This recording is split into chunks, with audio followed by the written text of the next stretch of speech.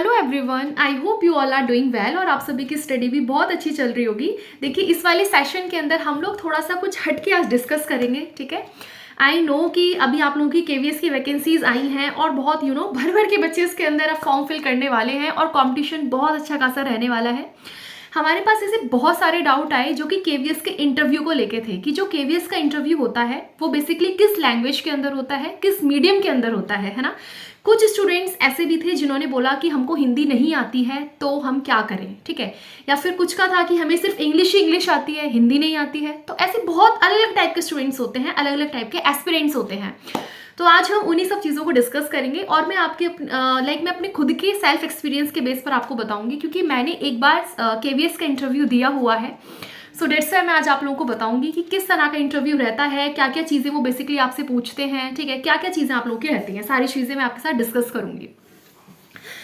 देखो, जो आपका सबसे पहले जिन लोगों का डाउट है कि केवीएस का इंटरव्यू बेसिकली किस मीडियम में होता है, ठीक है, तो देखो ये आपका बेसिकली बायलिंगुअल है। मतलब ये डिपेंड करता है, ये it's totally depend on the aspirants choice, ठीक है, ऑन एस्पिरेंट्स मीडियम कि what ever the medium you choose, ठीक है, it's just totally depend on you.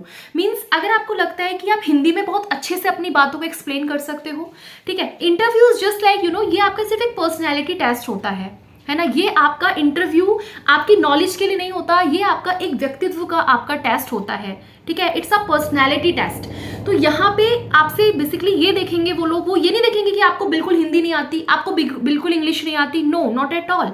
यहाँ पे ये चीज देखी जाती है कि आप अपने आप को, जो आप हो, वट एवर यू आर, ठीक है, आप अपने आप को कितने अच्छे से उनके सामने आप लोग रिप्रेजेंट कर सकते हो, है ना। आप अपनी चीजों को, अपने थॉट्स को कितने अच्छे तरीके से दूसरे के सामने रख सकते हो, वो वहां पे आपकी ये चीज चेक करते हैं। तब उनको पता चलता है कि हाँ, अगर ये होता है ना कि इंटरव्यू का, अब आपको पता है 60 मार्क्स है इंटरव्यू के, है ना, और 30% इंटरव्यू का लिया जाएगा। आपको पता है रेशो 70:30 का आप लोगों का केवीएस इस बार रहने वाला है। तो आप लोग जो ये सोच रहे हैं ना कि यार हमें हिंदी बिल्कुल नहीं आती, इंग्लिश बिल्कुल नहीं आती, देखो सबसे पहले ना, अगर आप लोगों ने सारी चीजों की आपने अगर एलिजिबिलिटीज देखी हैं तो उसमें इन्होंने एक चीज लिखी है कि आपकी, वो भी आपका बेसिकली एसेंशियल क्वालिफिकेशन में लिखा है क्या, कि आप लोगों की प्रोफिशिएंसी होनी चाहिए हिंदी और इंग्लिश दोनों में, ठीक है। बट इसका मतलब ये नहीं है कि आपको बिल्कुल महारत हासिल होनी चाहिए हिंदी में या फिर बिल्कुल महारत हासिल होनी चाहिए इंग्लिश में, ऐसा उन्होंने कुछ नहीं बोला है, ठीक है।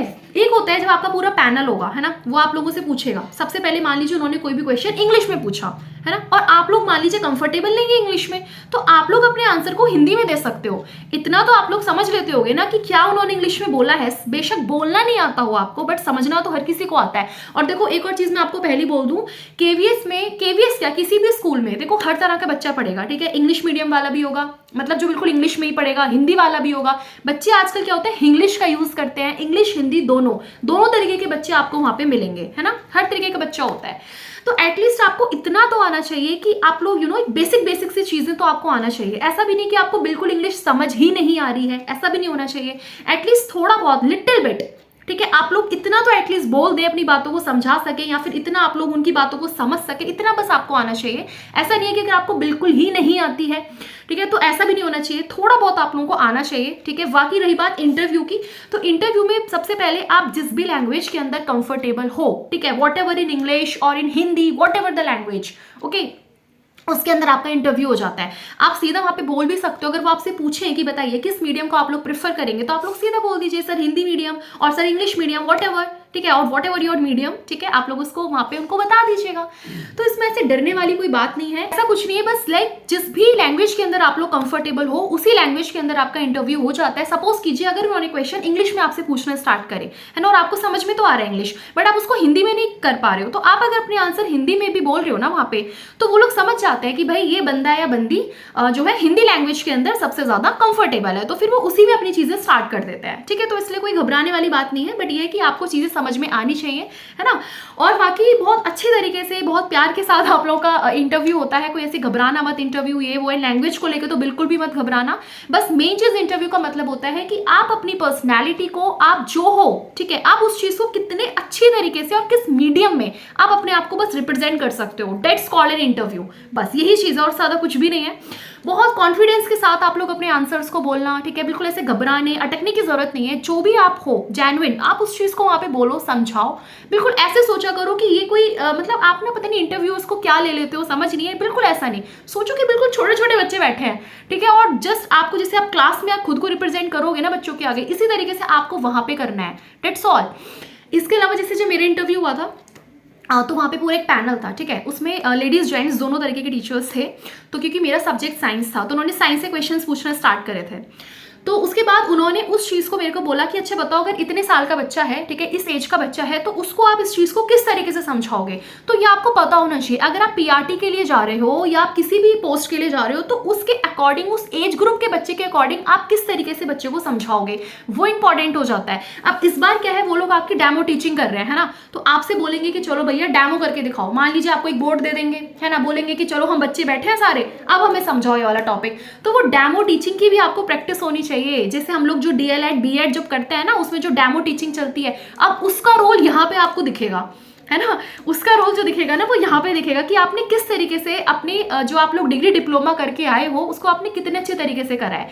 तो आपको डेमो टीचिंग आना चाहिए, एक तरीका होता है उसका भी, ये नहीं होता कि डायरेक्टली जाके बस आपने लिखा टॉपिक और बस पढ़ाना शुरू, नो, नॉट एट ऑल, है ना। बहुत चीज़ें हम लोग को भी बीएड में सिखाई गई थी कि लाइक इस तरीके से आपको बेसिकली बच्चों को अगर कुछ समझाना है तो उसको डायरेक्ट तरीके से नहीं समझाओगे, थोड़ा एक प्रैक्टिकल तरीके से, ताकि जो भी टॉपिक आप समझा रहे हो उसको बच्चा खुद से ही फाइंड आउट कर ले कि अच्छा हम इस चीज़ के बारे में बात कर रहे हैं। तो ये बहुत सारे एक वेज होते हैं, तरीके होते हैं। तो इस तरीके से वो आपको लाइक डेमो टीचिंग करवाएंगे। उसके बाद आपका स्किल टेस्ट होगा, है ना, आपकी जो भी आप चीज़ बेसिकली आपका जो भी सब्जेक्ट है उससे ओरिएंटेड वो क्वेश्चन पूछेंगे कि भैया आप जिस चीज़ के टीचर बनने वाले हो कि आपको वो सब्जेक्ट आता भी है या नहीं, आपको जानकारी भी है या नहीं, तो थोड़े बहुत उससे रिलेटेड वो क्वेश्चन पूछेंगे, है ना, आपका बोलने का वे क्या है, आप किस तरीके से बातें करते हो, क्या आपका कॉन्फिडेंस लेवल है।